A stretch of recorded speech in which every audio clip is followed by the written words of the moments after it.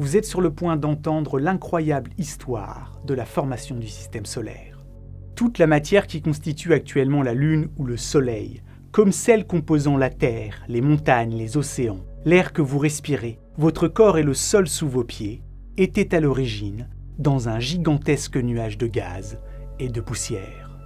Aujourd'hui, je voudrais vous faire revivre l'histoire mouvementée et chaotique de la naissance du système solaire. Une histoire qui a été riche en rebondissements, en astres furieusement turbulents et en collisions de violence inouïes qui ont permis de transformer un nuage de gaz et de poussière, large de près d'une année-lumière, en une étoile accompagnée de planètes. Mais reprenons depuis le début. Au regard des connaissances les plus récentes, on pense que tout commence il y a 4,6 milliards d'années, dans le bras secondaire de notre galaxie, la Voie lactée, où dérivent en grand nombre dans le silence de l'espace d'immenses nuages moléculaires, riches en gaz et en poussière interstellaire. C'est au sein d'une pouponnière d'étoiles semblable à celle d'Orion ou de la Carène que notre système solaire a vraisemblablement commencé sa vie. Ces vastes nappes de gaz et de poussière dérivantes sont bien plus riches en matière que l'espace qui les entoure. On retrouve en effet en moyenne ici quelques milliers à dizaines de milliers de molécules par centimètre cube, alors qu'il y a en moyenne moins d'un atome par centimètre cube dans l'espace entre les étoiles. Quand on sait qu'il y a sur Terre, au niveau de la mer, près de 20 milliards de molécules par centimètre cube, ce nombre de quelques milliers peut sembler ridicule. Et en un sens, il l'est. Car dans ces nébuleuses, le volume de 3 fois notre planète contient en ordre de grandeur autant de matière qu'il y en a dans le volume d'une piscine olympique remplie d'air sur Terre. Sauf que ces nébuleuses ont pour elles leur dimension démesurée. Pouvant être larges de plusieurs dizaines à centaines d'années-lumière, beaucoup sont des milliers de fois plus lourdes que notre Soleil.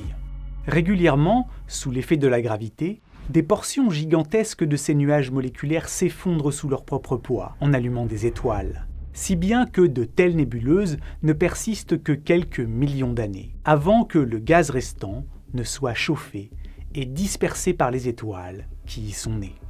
Dans le cas de notre système solaire, on pense que c'est la transformation d'une étoile massive en supernova qui a, de son onde de choc, initié l'effondrement d'un fragment de la nébuleuse, dont la contraction a donné naissance à des centaines de nouvelles étoiles. Ces nuages sont si énormes que les astres y naissent très rarement de manière isolée. Au tout début de leur vie, on les retrouve très souvent regroupés en grappes de centaines à milliers d'étoiles, qui vont ensuite progressivement se disperser.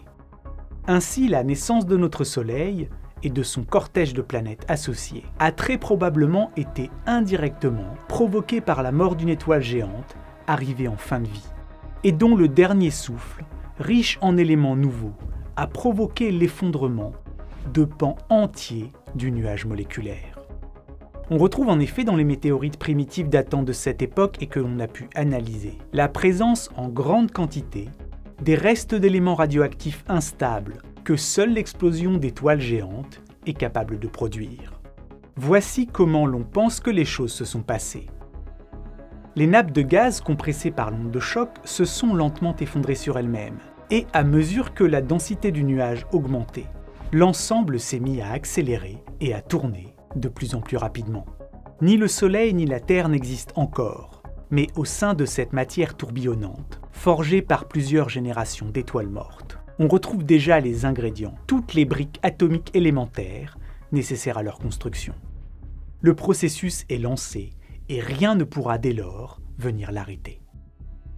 Au sein du nuage moléculaire, quelques 50 000 ans sont nécessaires pour que toute la matière initialement contenue dans un volume de près d'une année-lumière de diamètre se transforme en un disque furieusement turbulent. Une gigantesque tempête de gaz et de poussière, tournoyant autour de la région centrale, où 90% de la matière s'est concentrée, en formant une bulle de gaz brûlante qui continue de se contracter. Ce noyau de gaz comprimé et de plasma incandescent est un protosoleil, qui n'est pas encore une étoile véritablement allumée. À peine visible, cette jeune étoile en devenir est encore profondément enfouie derrière un voile de gaz opaque, qu'elle fait briller faiblement dans le domaine des infrarouges. Autour de cette bulle de gaz en condensation, les 10% de matière n'ayant pas fini au centre se sont en quelques milliers d'années aplatis et étalés en un disque 10 à 20 fois plus large qu'épais. C'est à l'intérieur de ce disque protoplanétaire, à l'apparence de vinyle, que commence à se jouer la petite musique de la formation des planètes. Ici, au sein de la nébuleuse d'Orion, le télescope spatial Hubble a permis d'identifier quelques 180 disques protoplanétaires. Au centre de chacune de ces structures réside une jeune étoile, dont la lumière dessine les contours du cocon de gaz qui l'enveloppe. Comparés aux 33 années-lumière de diamètre de cette pouponnière, ces systèmes en formation font l'effet de taches insignifiantes. Pourtant, ces environnements turbulents contiennent déjà toute la matière nécessaire pour construire quantité de mondes en devenir. Ici, dans la nébuleuse d'Orion, il ne reste plus qu'à attendre et laisser le temps faire son œuvre. Caillou par caillou, monde par monde, des planètes vont se former dans une symphonie de collisions et d'accrétion continue, qui va commencer tout en douceur dans la poussière, pour se finir en fracas dans l'impact. Pendant les centaines de milliers d'années qui suivent la naissance de notre système, et tandis que le gaz du disque continue de lentement s'écouler en direction du centre, et d'alimenter en matière le cocon voilant l'étoile naissante, le grand chantier des planètes commence, à partir de quelques miettes solides. Car dans ce disque en rotation, 99% de la masse est initialement sous forme de gaz, et à peine 1% se trouve sous forme solide.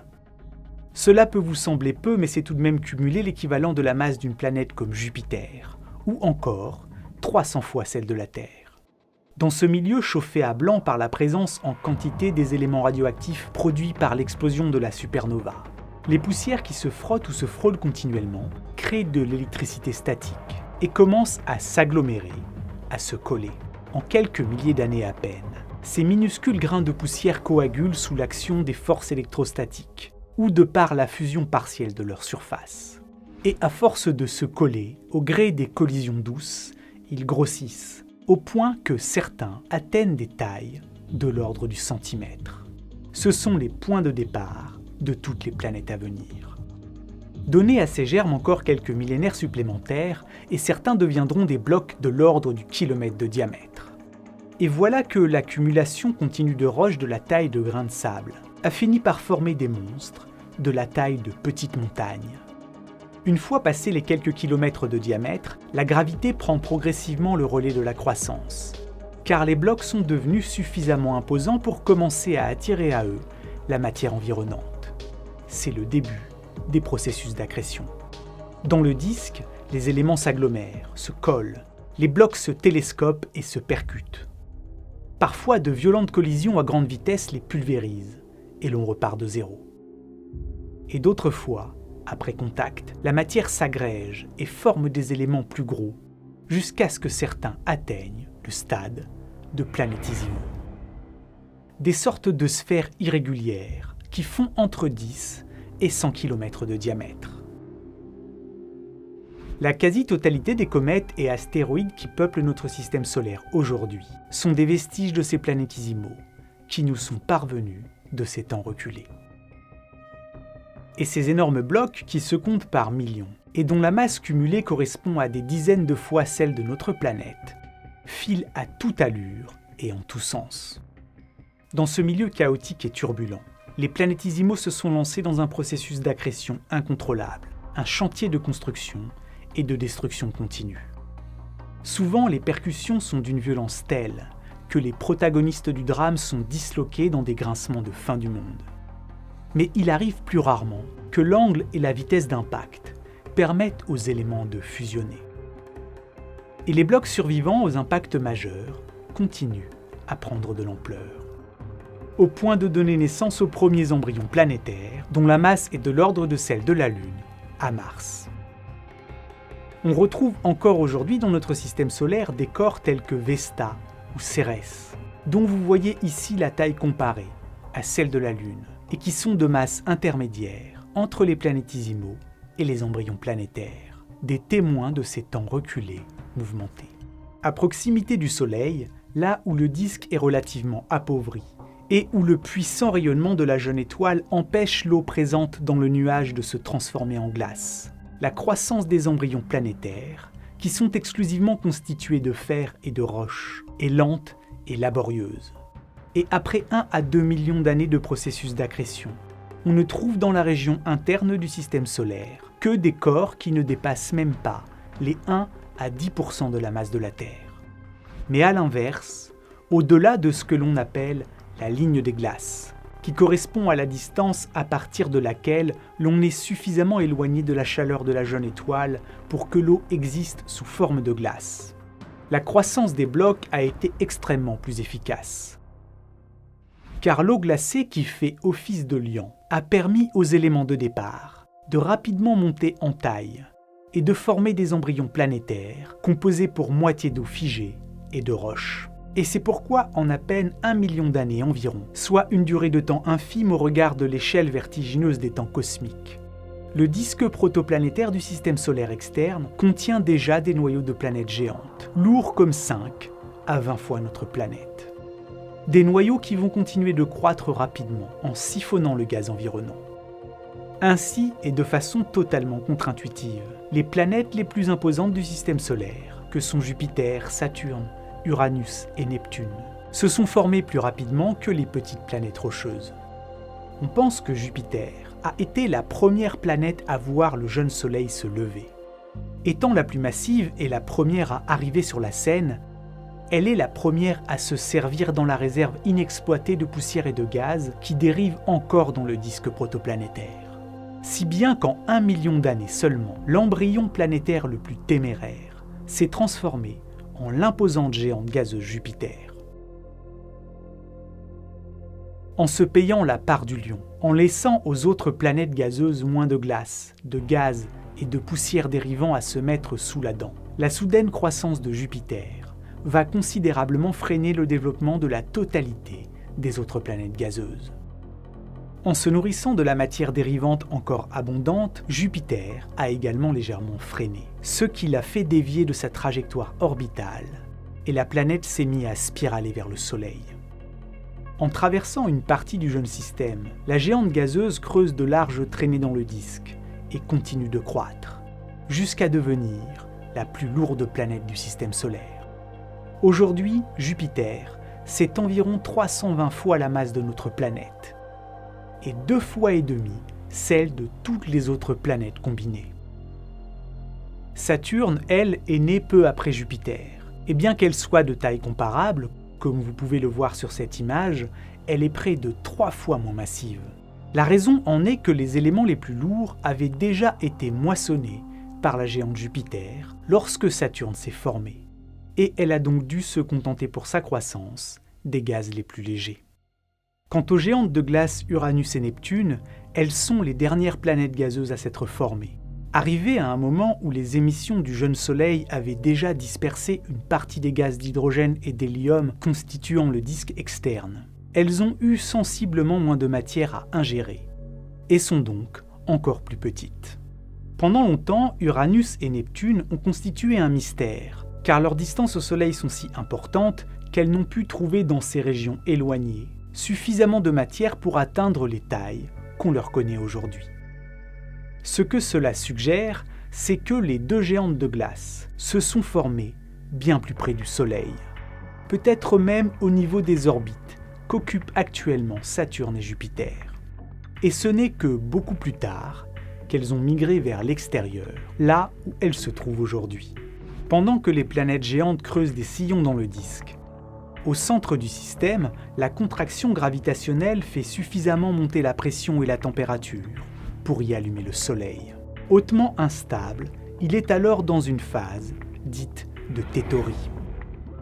Pendant plusieurs millions d'années, la jeune étoile est en proie à de violents coups de colère, qui se manifestent à travers la présence d'un champ magnétique en rotation rapide, capable de propulser à travers le système de puissants jets de matière à des vitesses pouvant atteindre les 300 km par seconde, soit un vertigineux 0,1% de la vitesse de la lumière.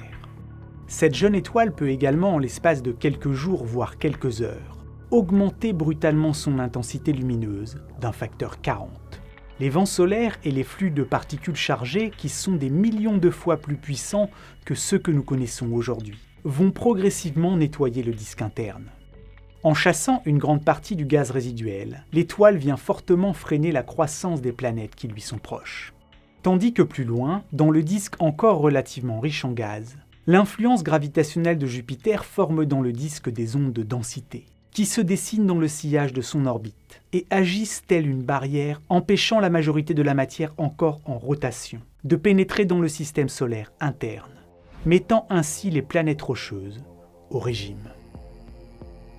En parallèle, ces ondes de densité font perdre de l'énergie orbitale à Jupiter, puis à Saturne, qui se mettent alors à migrer lentement vers le Soleil, en se nourrissant de la matière rencontrée sur leur trajet. Arrivé à l'emplacement actuel de Mars, Jupiter s'arrête et son orbite entre en résonance avec celle de Saturne, qui l'a suivi dans sa course. Ensemble, les deux géantes synchronisent leur vitesse sur leurs orbites respectives, de telle sorte que Saturne effectue 2 orbites, le temps que Jupiter en fasse 3, avec pour étrange conséquence d'inverser la direction de leur migration et de les renvoyer de là où elles venaient, sur des orbites plus éloignées. Au final, le passage des deux géantes gazeuses à l'intérieur du système est relativement court, quelques 100 000 ans à peine. Mais ses conséquences sont immenses, car cette venue laisse derrière elle un système solaire interne transformé. En effet, l'arrivée et le repli des deux géantes a modifié les orbites des protoplanètes encore en formation. En brassant et en redistribuant la matière, elle a favorisé des collisions gigantesques, interdit des mondes, comme arrêté des croissances. On pense ainsi que la migration de Jupiter dans le système solaire interne est responsable de la taille relativement petite de la planète Mars. Le disque qui a perdu de sa superbe et s'est considérablement aminci atteint maintenant une densité si faible que les rayons X et ultraviolets émis par l'étoile y creusent un trou de plus en plus large, jusqu'à ce que, quelques 10 millions d'années après que l'étoile au centre se soit allumée, le gaz constituant le disque protoplanétaire achève de complètement se dissiper. Jupiter, Saturne, mais aussi Uranus et Neptune sont alors comme des voiliers privés de vent par la dissipation du disque et leur migration s'arrête. Pour les planètes gazeuses, la croissance est maintenant terminée, car le gaz dont elles se nourrissaient a maintenant disparu. La fenêtre de formation de ces planètes s'est refermée. Au final, pour passer de la nébuleuse de gaz et de poussière à une étoile entourée de planètes et au disque pratiquement nettoyé, le processus a été très rapide. Si l'on ramène les 4,6 milliards d'années d'existence de notre système solaire à la durée d'une vie humaine de 85 ans, alors cette période ne représente que 2 mois. Dans ce jeune système, âgé d'à peine 10 millions d'années, et au centre duquel trône maintenant une étoile qui s'est stabilisée et commence à doucement rentrer dans sa séquence principale, 99,98% de la masse totale se trouve dans le Soleil, tandis que tout le reste, planètes, astéroïdes et comètes réunis, se sont contentés des miettes. Et parmi ces 0,02% restants, la majorité a fini dans Jupiter. En apparence, le système semble maintenant presque à l'équilibre et apaisé. Les orbites agitées des planètes géantes externes se sont assagies et étalées, tandis que les petites planètes rocheuses rescapées finissent leur formation. Sauf que dans la partie interne du système, les orbites de la petite douzaine de protoplanètes restantes sont encore largement instables. Et 50 à 100 millions d'années vont être nécessaires pour qu'à grands coups de rare télescopage ou de collision, leur nombre soit réduit aux 4 planètes rocheuses que l'on connaît. C'est au terme de cette phase d'élimination que se forme à la suite d'une collision entre la prototerre et un corps de la taille de Mars, la Lune. À l'échelle de l'ensemble du système, les collisions majeures sont désormais extrêmement rares, et sur les trajectoires des orbites encore imparfaitement nettoyées. Il ne reste désormais que des débris suffisamment massifs pour résister à l'intensité des rayonnements ultraviolets de la jeune étoile. Mais ce calme n'est qu'apparent. En réalité, dans l'ombre, une tension couve. Même si les planètes tournent visiblement en harmonie, elles ne sont en réalité pas à leur place et en paix, car le disque de gaz et de poussière qui a disparu avait un effet stabilisateur. il maintenait les planètes sur des orbites approximativement circulaires. Sans lui, le jeune système solaire se met à glisser lentement en direction d'un nouveau chaos. Ce calme relatif est resté en place pendant près de 500 millions d'années. 500 millions d'années au cours desquelles les 5 planètes gazeuses du système se sont livrées en silence et à distance à un dangereux jeu d'influence.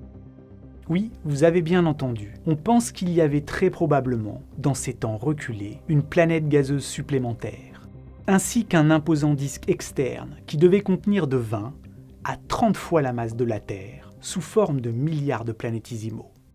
Et pour comprendre pourquoi ce disque de corps glacé et cette imposante 5e planète ont aujourd'hui disparu, il faut se replonger dans l'état du système solaire, tel qu'il était peu de temps après la disparition du disque de gaz. À ce moment, les planètes gazeuses sont alors dans une configuration orbitale, bien plus compacte qu'elles ne le sont aujourd'hui, et surtout dans un état de tension silencieuse.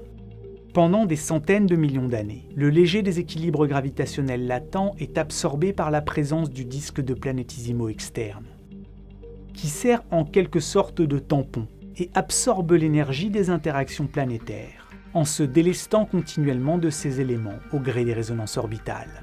Mais à force d'éjections successives, le disque s'amincit et devient trop léger pour être capable de stabiliser les orbites des géantes.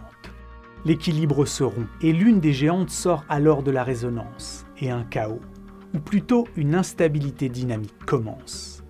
Rapidement, les tiraillements gravitationnels qu'exercent les géantes amènent leur orbite à se croiser, et à force de se rapprocher et d'échanger de l'énergie orbitale, l'équilibre qui les unit faillit jusqu'à totalement voler en éclats. S'ensuit un balai aussi désordonné que complexe, où les orbites sont malmenées. Les planètes du système solaire externe quittent leur orbite ramassée et quasi circulaire, pour épouser autour du Soleil des trajectoires fortement excentriques.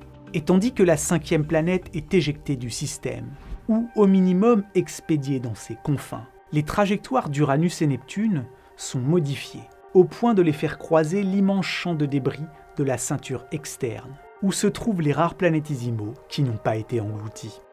Perturbés par l'arrivée des 2 planètes, les milliards de blocs de roches et de glace qui se trouvaient dans ces confins glacés du système solaire vont se disperser. Comme vous pouvez le voir sur cette simulation, qui montre les quelques millions d'années qui précèdent et suivent l'instabilité.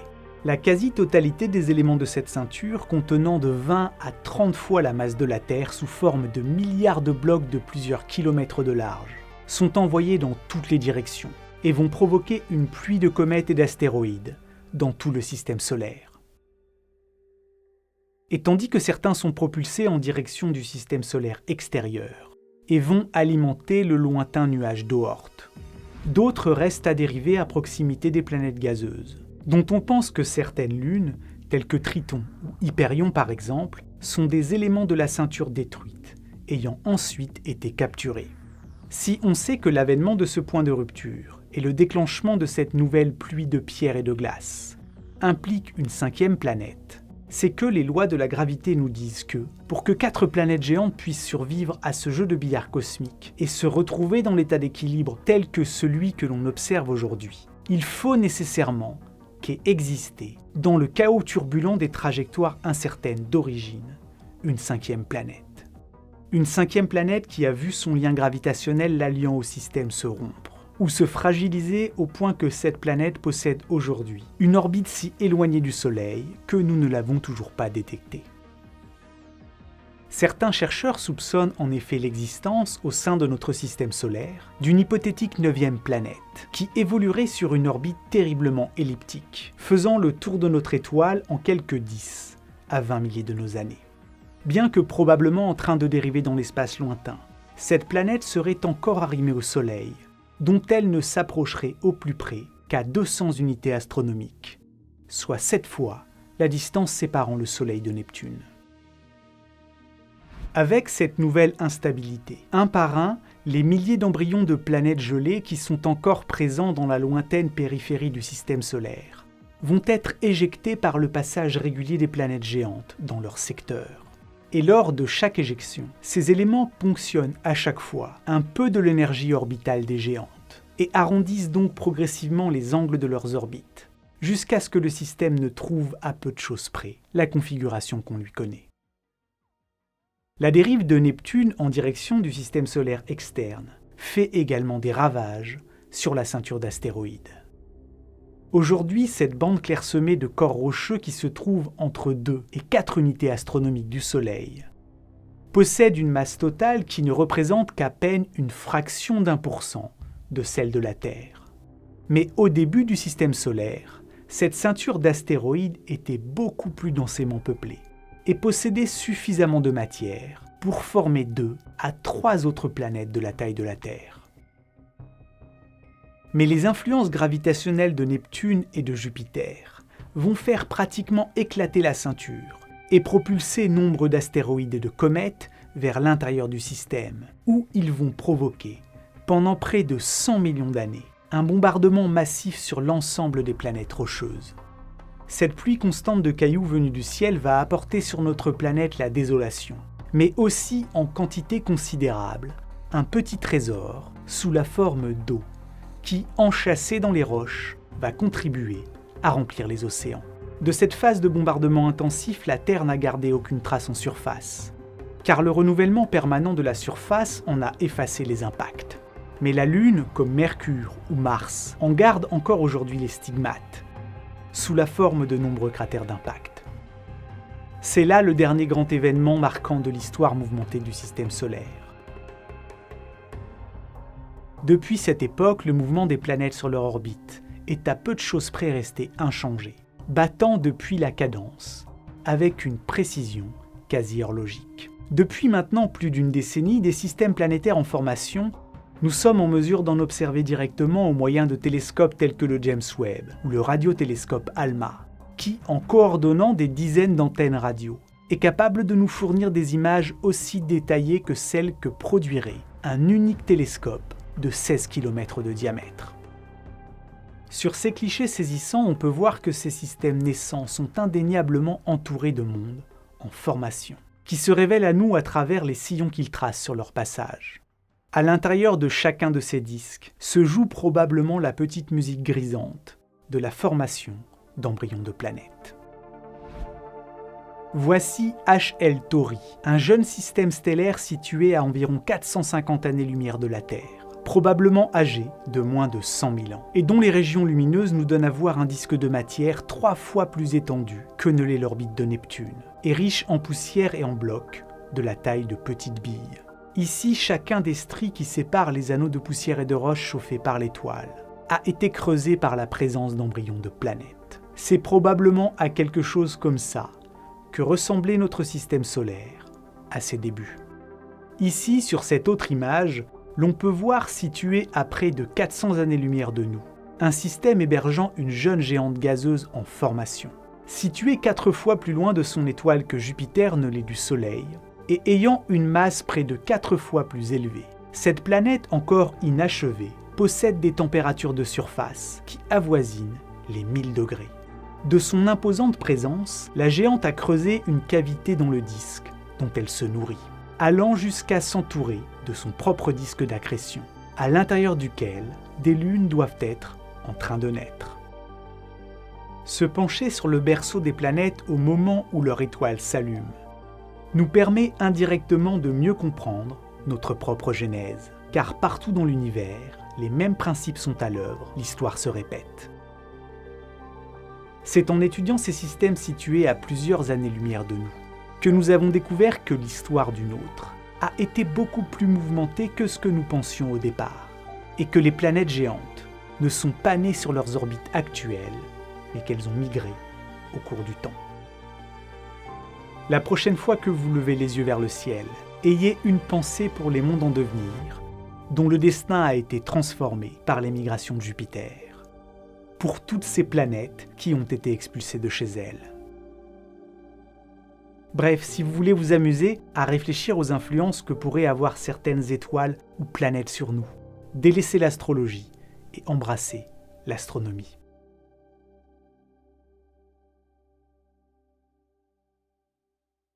Sean, merci pour ton aide à l'écriture de ce nouvel épisode et aussi pour m'avoir encore permis de prendre quelques raccourcis. Au cours des 2 dernières décennies, tu as vu les modèles et les questions évoluer au fil du temps. Qu'est-ce qui t'a le plus étonné dans toutes les découvertes récentes ? Donc, du côté des modèles, il y a toujours des nouvelles idées qui vont dans tous les sens et j'adore ça, je pense que c'est toujours une bonne chose. Au niveau des observations ou des mesures, il y a 2 choses qui m'ont marqué le plus depuis 5-10 ans. Donc, d'un côté, c'est les météorites. Il y a de plus en plus de mesures de météorites qui sont de plus en plus précis, qui peuvent nous informer sur les briques de construction des planètes telluriques, l'assemblage de la Terre en fait. Donc, quels matériaux ont fait la Terre et dans quel ordre ils se sont assemblés. Et c'est vraiment incroyable le détail qu'on peut avoir avec les météorites ainsi que les roches terrestres en faisant la comparaison. D'un autre côté, il y a des mesures astronomiques avec le télescope ALMA en particulier, le télescope radio, qui observe des disques autour de jeunes étoiles. Donc ça, c'est un peu les conditions initiales de formation. C'est où les planètes sont en train de se former. Et ça nous informe de les conditions qui ont mené enfin à la formation des planètes dans le système solaire. Donc des 2 côtés, on a un peu ce qui s'est passé avant et ce que nous avons maintenant, et ça nous nourrit les modèles et les scénarios beaucoup. Dans cette vidéo, on a survolé les grandes lignes du scénario le plus solide que l'on ait aujourd'hui. Mais il en existe d'autres actuellement moins robustes. Est-ce que tu peux me parler de la façon dont vous travaillez pour concevoir ces modèles ? C'est vrai, il n'y a pas un scénario, mais il y en a plusieurs. Donc, ce qu'on fait, on essaye de créer un scénario, une histoire pour expliquer que nous observons maintenant, aujourd'hui, mais l'action s'est passée il y a 4,6 milliards d'années. Donc, on recule, mais on ne peut pas reculer dans le temps pour regarder ce qui s'est vraiment passé. Donc, on construit ces scénarios. Donc, comment on fait ça? On utilise des processus physiques. C'est un peu comme des briques de Lego, comme j'aime dire ça. Et on les met ensemble pour essayer de faire quelque chose comme ce que l'on observe. Et le modèle dont on a parlé dans cette vidéo, c'est un modèle courant.